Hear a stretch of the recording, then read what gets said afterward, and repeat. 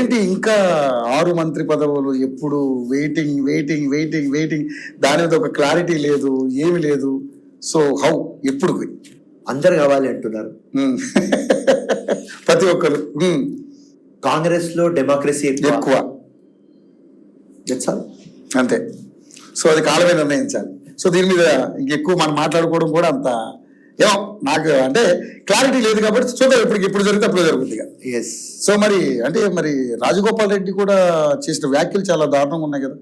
అప్పుడు రాజగోపాల్ రెడ్డి మాట్లాడిన మాటలు కానీ ఈ అంశం మీదనే.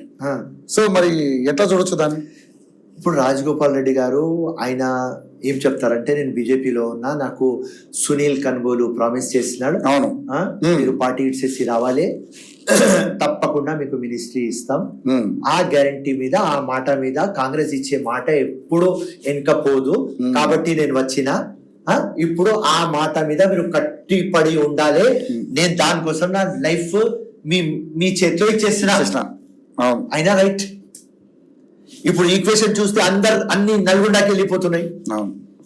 కరెక్ట్. మళ్ళీ అయినా రెడ్డి ఇలా బీసీ గురించి మాట్లాడుతున్నాం. సామాజిక న్యాయం చేయాలి తప్పకుండా. అవును. ఎట్లా? ఇది ప్రాబ్లం మాకు వచ్చింది. ఆ హైకమాండ్ కూడా హెడేక్ అయిపోయింది. ఇక్కడ హైకమాండ్ కి హెడేక్ అయిపోయిందా? ఎస్. ఓకే.